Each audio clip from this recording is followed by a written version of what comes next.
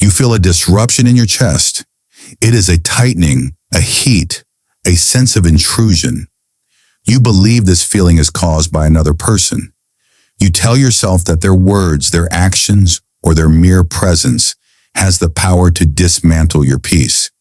You call them toxic. You call them difficult. You view them as an obstacle to the life you wish to lead, a storm that is gathered specifically to rain upon your parade.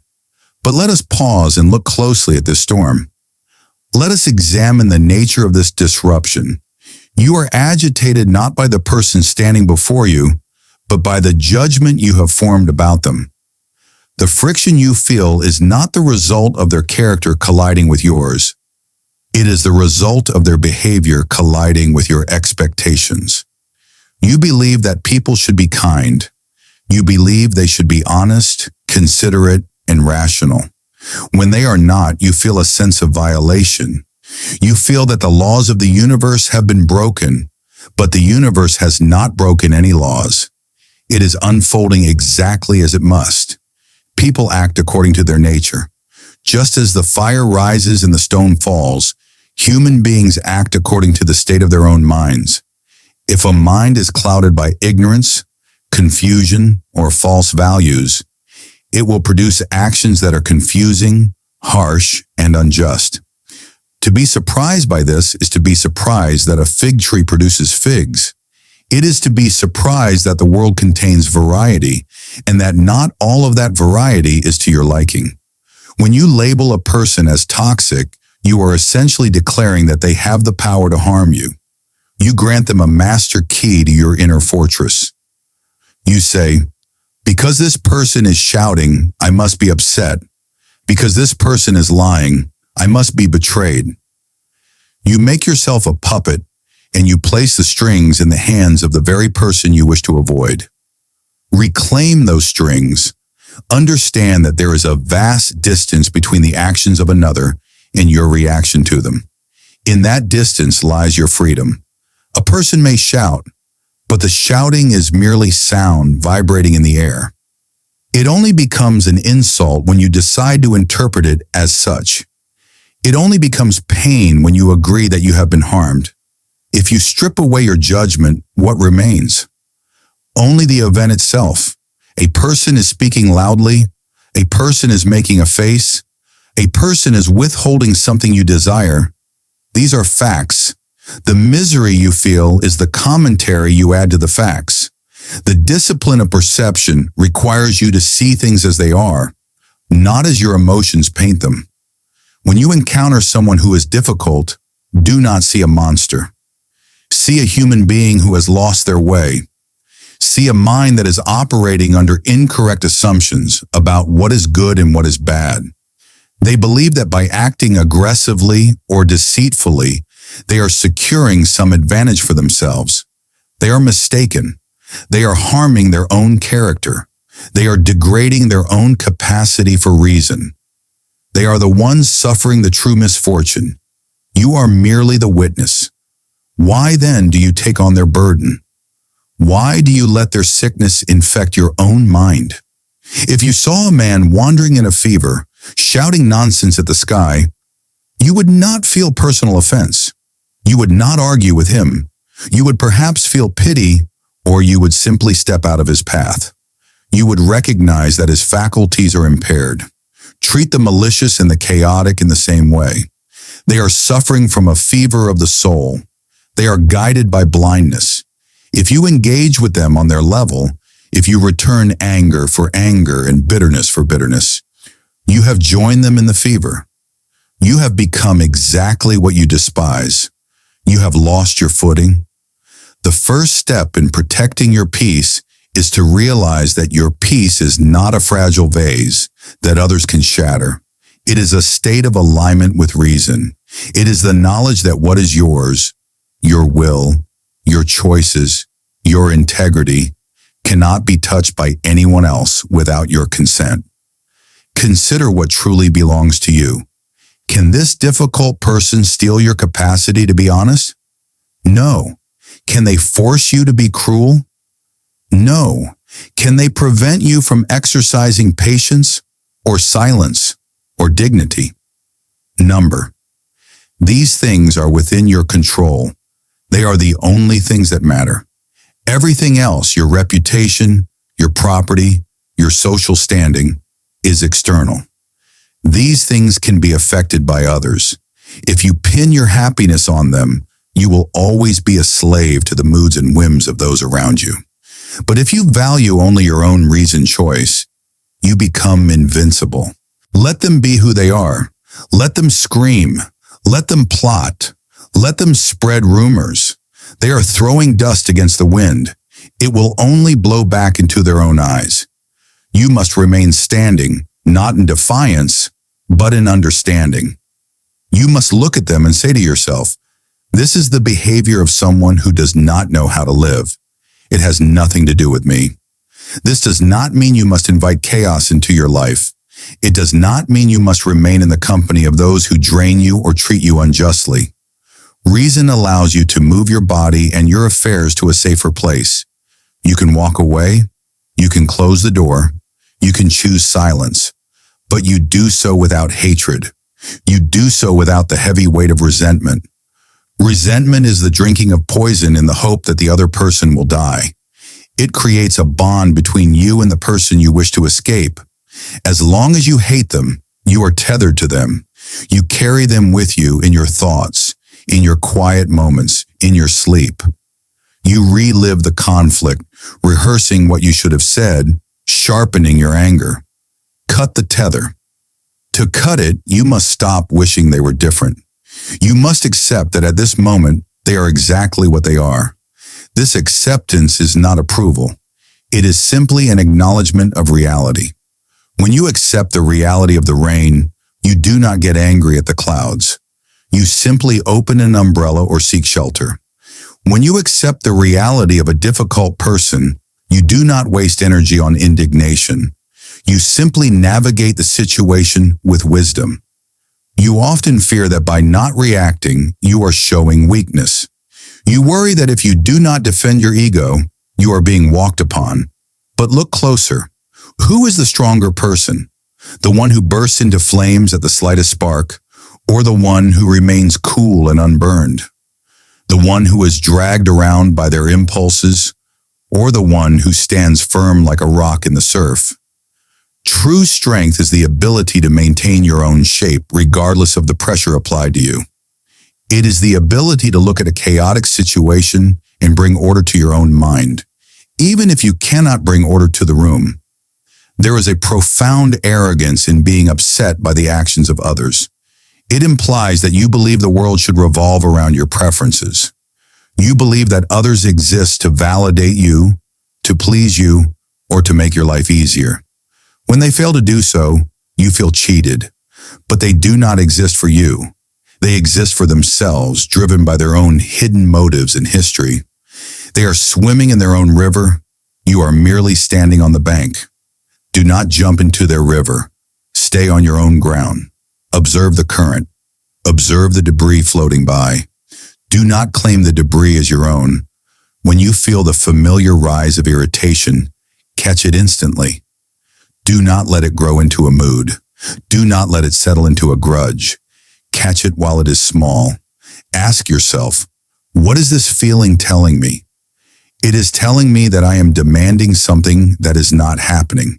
It is telling me that I am resisting reality. Drop the resistance. The person before you is playing a role. Perhaps they are playing the role of the tyrant, the deceiver, or the fool. It is a poor performance, perhaps, but it is the only one they know. Your role is not to rewrite their script. Your role is to play your own part with excellence. If your role is to be the calm witness, play it well. If your role is to be the one who walks away, walk away with dignity. If your role is to speak the truth, speak it without venom. Your character is your only true possession. It is the one thing that remains when the noise fades. Every interaction with a difficult person is a test of that character. It is an opportunity to practice the virtues you claim to value. It is easy to be patient with those who are patient. It is easy to be kind to those who are kind. There is no mastery in that. The mastery is found in the fire. The mastery is found when you are met with hostility and you answer with reason. It is found when you are met with unfairness and you answer with justice. This is the work. This is why you are here, not to change them, but to refine yourself. Consider the impermanence of this conflict. This person who troubles you will one day be gone. You will one day be gone. The words that seem so important now will disperse into silence. The anger that feels so solid will dissolve like smoke. In the grand scope of time, this grievance is nothing. It is a flicker of light on a vast ocean. Why spend your limited time on earth guarding a pile of grievances? Why clutch hot coals in your hands? Let them go, not for the sake of the other person, but for the sake of your own hands. Peace is not the absence of trouble. It is the presence of a mind that has ceased to fight against the nature of things. It is the quiet confidence that comes from knowing that while you cannot control what others do, you have absolute authority over what you believe. And if you believe that you are safe, that your virtue is intact, and that your will is unconquerable, then no one, no matter how toxic, can disturb you. To maintain this state of invulnerability, you must adjust your approach to the day itself. You often leave your home with a fragile hope that everyone you encounter will be pleasant, that every interaction will be smooth, and that fairness will rule the hour. This hope is the seed of your disturbance. By hoping for a world that does not exist, you prepare yourself for shock and anger when the real world presents itself. Change your morning counsel. Before you step out into the noise, tell yourself the truth. Say to yourself, today I will likely meet the busybody, the ungrateful, the arrogant, the deceitful, the envious, and the unsocial.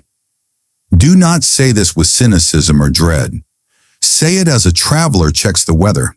It is merely the forecast.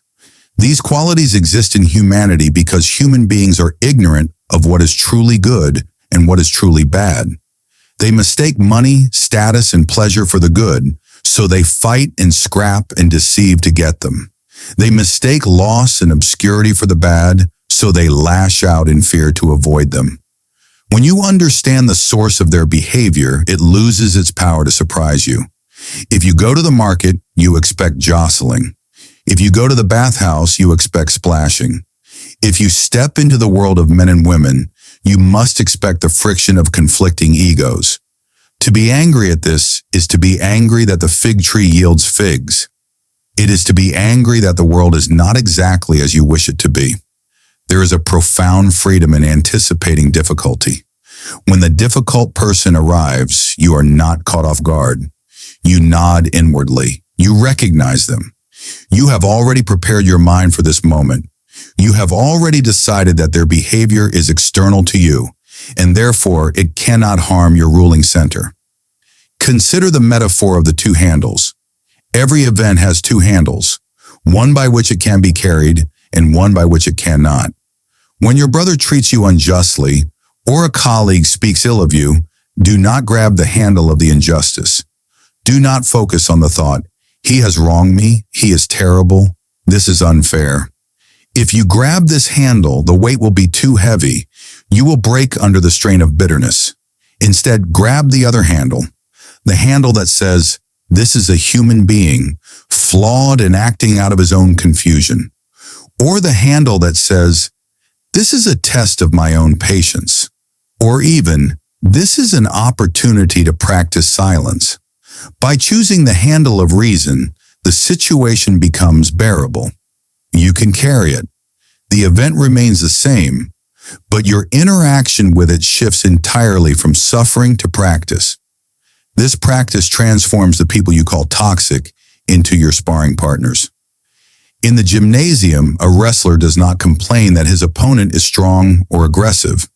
He uses the opponent's weight to strengthen his own stance. He uses the struggle to sharpen his skill. Without the opponent, the wrestler cannot improve. View the difficult people in your life as your trainers. This person who interrupts you, they are training you in focus. This person who insults you, They are training you in the discipline of indifference to external opinion. This person who betrays you, they are training you in self-reliance. They are unwittingly doing you a service. They are revealing the weak points in your armor. If you flare up in anger, they have shown you where you are still attached to your ego. If you sink into depression, they have shown you where you are still dependent on external validation. Thank the universe for the lesson and return to your work. You must also recognize the vanity of trying to control their opinion of you. Much of your anxiety comes from a desire to correct their narrative. You want them to know they are wrong. You want to vindicate yourself. You want them to see your virtue, but you cannot force the blind to see. If someone is committed to misunderstanding you, no amount of explaining or arguing will grant them sight. Let them be wrong. There is a quiet power in allowing others to misjudge you. It proves to yourself that you do not need their vote to know your own worth. If you are honest, what does it matter if they call you a liar? If you are kind, what does it matter if they call you selfish? Their words do not change the substance of your soul. A gold nugget is no less gold if a bystander calls it a rock. Do not tie your peace to their realization. It may never come. And if you wait for it, you will wait in chains. In dealing with such people, silence is often the sharpest tool of reason. When you are baited, the impulse is to bite. The impulse is to defend, to retort, to have the last word. But the last word is a trap. It keeps the conversation alive. It feeds the fire. Practice the art of withholding assent. When they speak something provocative, you do not need to accept the provocation. You can hear the words without accepting the judgment embedded in them. You can remain silent. This silence is not passivity, it is containment. It is the refusal to spill your energy into a void. It signals that you are the master of your own tongue and your own mind. It creates a vacuum that the other person must fill with their own noise, often revealing their foolishness to everyone present, including themselves. But if you must speak, let your words be few and true. Speak without heat. Speak without the desire to wound. Correct them if it is appropriate and if they are capable of listening. But do not do it to satisfy your own pride. Do it for the sake of truth itself. If they cannot hear it, withdraw. You have an inner citadel. This is a concept you must not only understand, but inhabit. Within you, there is a space that no one can enter without your permission. It is the seat of your reasoned choice. The world can seize your body, your wealth, and your reputation, but it cannot seize this fortress. When the chaos around you becomes too great, retreat into this citadel. This does not mean you dissociate or run away from reality.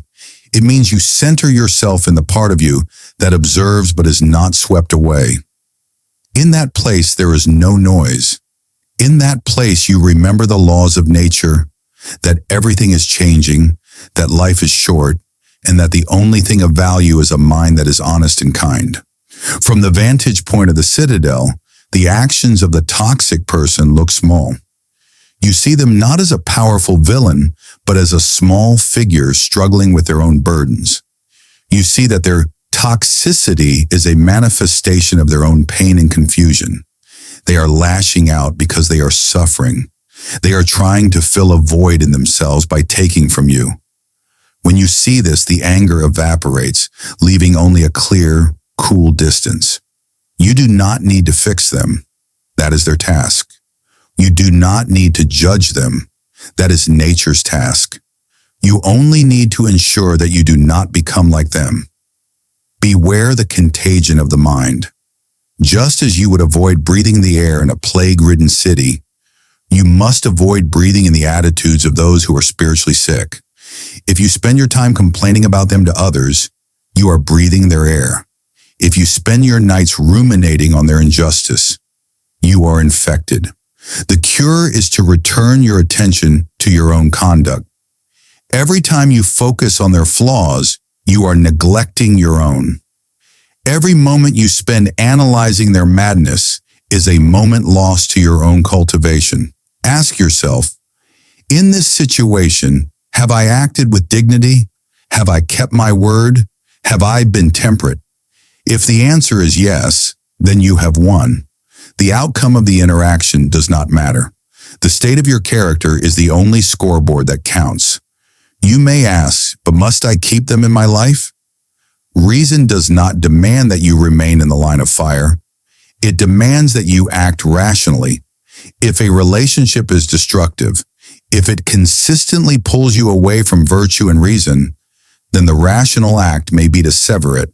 But you do this as a surgeon removes a limb, not with hatred for the limb, but with a necessity to save the whole. You do not leave to punish them. You leave to preserve yourself. There is no drama in a Stoic exit. There is no slamming of doors or screaming of insults. There is simply the recognition that this dynamic is no longer in accordance with nature or reason, and so it must end. You withdraw your participation. You stop feeding the flame. As you navigate these currents, remember that you are not alone in dealing with difficulty. The greatest men and women of history have faced betrayal, slander, and malice. They did not overcome these things by changing the people around them. They overcame them by becoming more of themselves. They used the heat of the conflict to forge a stronger steel within. You have the same capacity. The same reason that guided them dwells within you. It is waiting for you to stop looking outward for peace and to start building it from within. It is waiting for you to realize that the behavior of others is merely the scenery through which you walk. You choose the path, you choose the pace, you choose the destination. So how do you move forward from here? How do you walk through a world crowded with confusion without losing your way? You must cultivate a memory that forgets the injury but remembers the lesson. When a person wrongs you, the instinct is to etch that wrong into stone.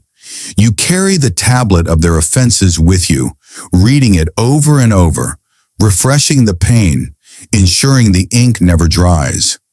You believe that remembering their sin protects you. You believe that holding on to the grievance is a form of justice. It is not justice. It is self-imprisonment. To release the grievance is not to say that what they did was right. It is not to invite them back to harm you again. It is to say, I will not carry this stone any further. It is to recognize that the past is a land that no longer exists. The person who insulted you yesterday is gone. They have been replaced by the person standing there today. You too have changed. If you continue to react to the past, you are fighting a ghost. Drop the stone. Your hands have better work to do. Consider, too, the brevity of this play. You are agitated by a difficult person, but pause and widen your lens. Look at the timeline of the universe. Look at the rise and fall of civilizations, the shifting of continents, the birth and death of stars. Against this backdrop, what is this conflict? What is this insult? It is less than a grain of sand in an endless desert. Both you and the person who vexes you will soon be dead. In a very short time, there will be no one left to remember the argument. There will be no one left to recall who was right and who was wrong. The earth will cover you both. Knowing this, does it make sense to spend your brief interval of light in a state of darkness? Does it make sense to waste your limited heartbeats on animosity? Death is the great leveler. It reveals the absurdity of our petty wars. When you look at your enemy or your annoyance, try to see the skull beneath the skin. Try to see the inevitable fate that awaits them. They are a dying creature, just as you are. They are struggling through their allotted days, burdened by their own fears and failures. When you see them in the context of their mortality, hatred becomes impossible. It is replaced by a solemn pity. You are two travelers caught in the same storm, heading toward the same cliff. Why push each other? This perspective does not make you weak. It makes you vast. It lifts you above the fray. When you operate from this height, the arrows of toxic people cannot reach you. They fall short, harmless. You are no longer engaging in a battle of egos. You are observing the human condition with the compassionate detachment of a sage. And what of justice? You may feel a burning need to see them punished, to see balance restored. But nature has its own justice, and it is more precise than anything you can engineer. The punishment for being an angry person is to live inside an angry mind. The punishment for being a liar is the inability to trust others or oneself. The punishment for being envious is to never know satisfaction. Do not think they are getting away with it. They are chained to their vices. They are drinking their own poison every day. They do not need your wrath to complete their misery. Their misery is self-inflicted and constant. Your revenge, if you must call it that, is simple. Do not be like them. If they are angry, be calm. If they are deceitful, be honest. If they are chaotic, be ordered. This is the only victory that matters. If you return injury for injury, you become a partner in the ugliness. You lower yourself to the vibration of the thing you despise. But if you maintain your virtue in the face of their vice, you remain uncorrupted. You preserve the sanctity of your own soul. As you integrate this understanding, your daily life changes. You stop scanning the room for threats. You stop analyzing the hidden meanings in people's words. You stop needing others to be healthy for you to be happy.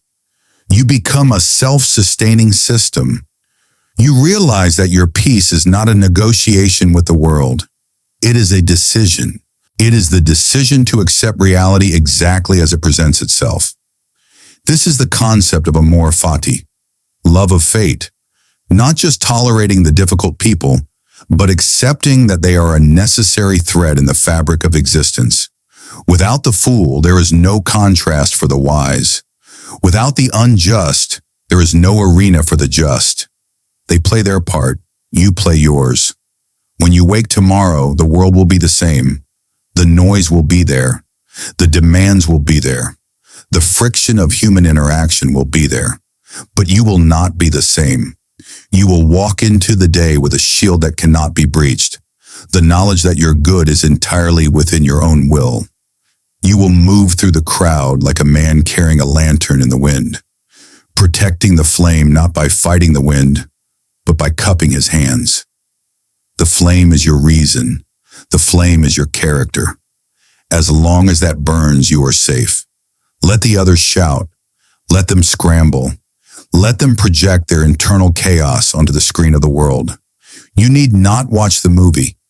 You can turn your eyes inward, to the order you have built, to the silence you have cultivated. There is nothing they can take from you that you truly need. They can take your comfort, but not your strength. They can take your credit, but not your merit. They can take your time, but not your attention, unless you give it to them. So give them nothing but your best behavior. Give them patience, or give them distance, but keep your mind for yourself. Keep your heart for what is true. Stand fast, not in rigidity, but in balance. Like the tree that bends in the gale but does not break, let the toxic winds pass over you.